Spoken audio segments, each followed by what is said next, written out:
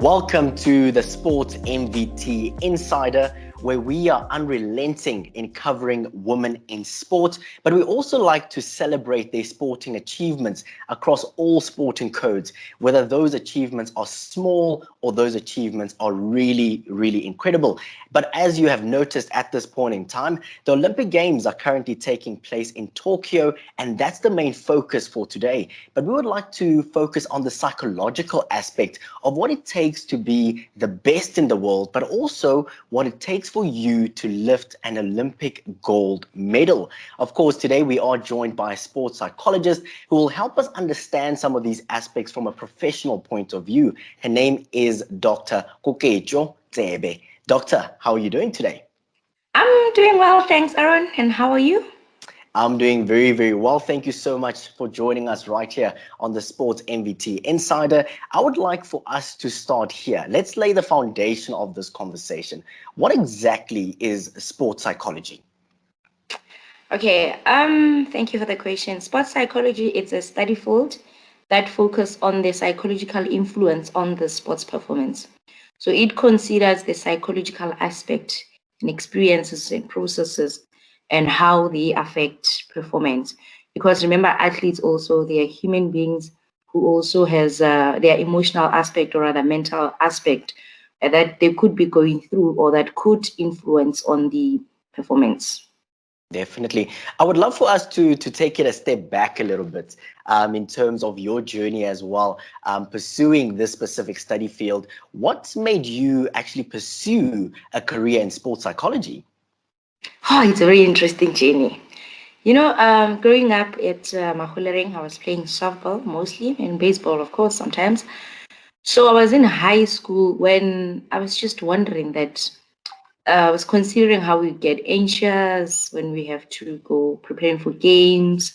And one time I was reading a magazine, I think, and then they were profiling careers. So I saw a piece writing about sports psychology. What is it about? And I said, okay, this is what I'm going to follow. And the rest is history. Oh, absolutely beautiful. And one of the things that you've been able to achieve is you are currently a part of the High Performance Psychology Council for South Africa. You're actually one of the members as well for 𝗙់_𝗹𝗹𝗃. Now, what does this actually mean and what are your responsibilities in this position? Okay, our primary responsibilities is to make recommendations about matters that has to do with high performance psychology to the entire high performance, to give advices and recommendations to say, as far as psychology is concerned, this is what we think, this is what we suggest and recommend to the team. And of course, when there's a need arises, it's also to work with the athletes, our national icons.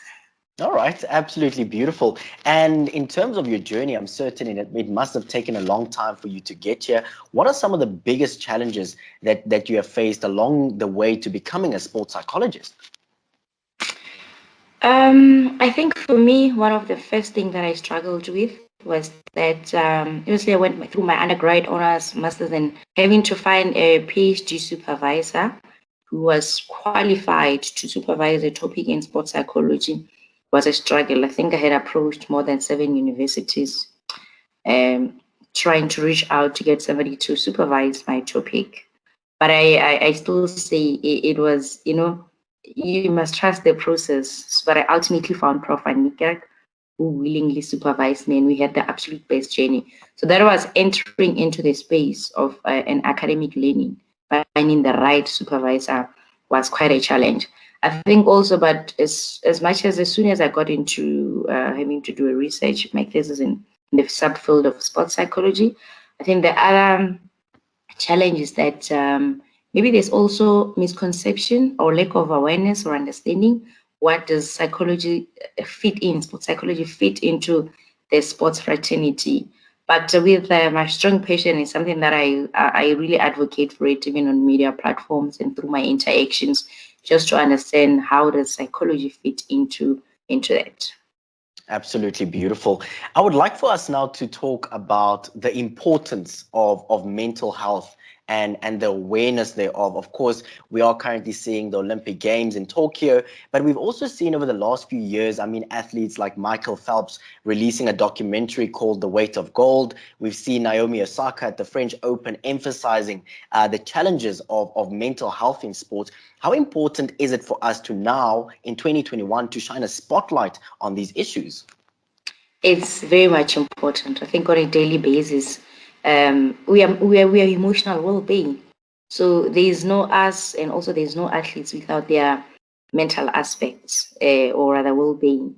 So it's important to integrate, promote, and also manage the aspect of stigma and misconceptions around mental health, so that we create a sense where athletes could be comfortable to speak about their emotional processes and challenges, and be able to better promote it and reach out for treatment. Yeah, so that's what I feel about the importance of mental health, because I'm also wondering if you, for a good athlete, you must be having good confidence, you must be confident, you must be mentally tough, motivation. These are all psychological variables, isn't it?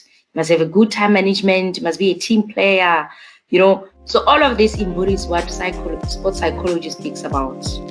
Absolutely beautiful. You're locked onto the Sport MVT Insider, a podcast for unrelenting coverage of women in sport. I absolutely love diving deeper into the journeys of our athletes, coaches, and administrators to get to know them a little bit better than we do. Coming up this Wednesday is an interesting round of quick fire questions, a great opportunity for some good laughs and some great banter. Keep it locked onto Sport MVT, where we celebrate our women in sport.